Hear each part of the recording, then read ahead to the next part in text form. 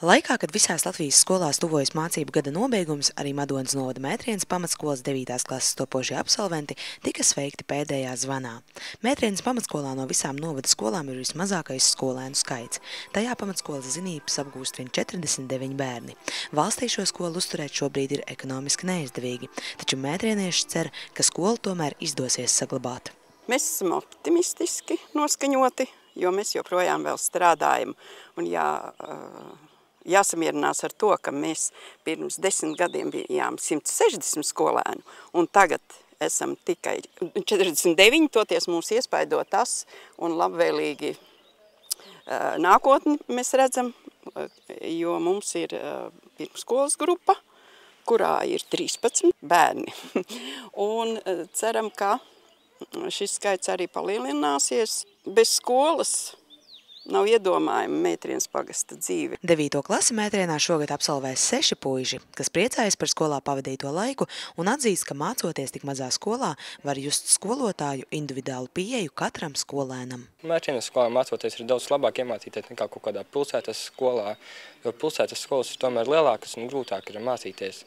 Tur, piemēram, viens sāk trausēt, tad otrs aiziet līdzi un trausē arī. Aišitan nav tik daudz skolnieku, un drusku vieglāk ir. Ja kaut ko nesaprot, pie skolotājiem aiziet, tur visu paskaidrot tā sīkāk. Tur pilsētā atkal nav tā. Tādā ziņā, ka mazāka skola labāk patīk. Pēc šīs skolas es domāju doties uz Vecbebru profesionālo vidusskolu, mācīties par datoriem. Vai tu plāno pēc skolas beigšanas atgriezties Mētrienā? Noteikti, jo šeit ir vieta, kur es esmu uzaudzis. Tāpēc vēlos šeit atgriezties vēl kādreiz. Mētrienes pamatskolas skolēni vecāki atzīst, ka uz pilsētas vai citu pagastu skolām savus bērnus viņi nevarētu atļauties izvadāt. Mūsu laikos, par cik ir krīzes apstākļi un ar naudām un līdzekļi ir ļoti maz, es domāju, ka ir izdevīgāk laist uz vietas, kur ir tomēr mazāk tā naudiņa aiziet un ir vieglāk. Es domāju, ka es nelaistu nekur citur, es laistu tepat uz vietas. Ja man ietu bērni vēlreiz mācīties un būtu tas skolas, viņus tāpat laistu Mētrienā. Nelaistus nekur citur. Mēs tomēr ceram uz pašvaldību, kad viņi spēs saglabāt šo skolu. Mēs esam par to vietu iedzīvotāji.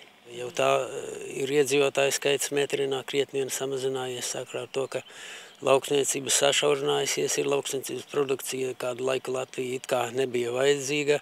Līdz ar to arī no pagasta iedzīvotāji aizplūda projām, jo galvenā nodarbošanās jau bija tā zemkopība un lopkopība, un iedzīvotāju skaits neatkarības gados ir jau tā 2 reizes samazinājies. Un, ja nebūs skolas šeit, tad, protams, kad jaunās ģimenes meklēs tās vietas, kur ir tūmā skola. Skolas tradīcijas Mētrienā ir senas. Skola ne tikai izglītības iestāde, bet arī sporta un kultūras aktivitāšu neatņemama sastāvdaļa.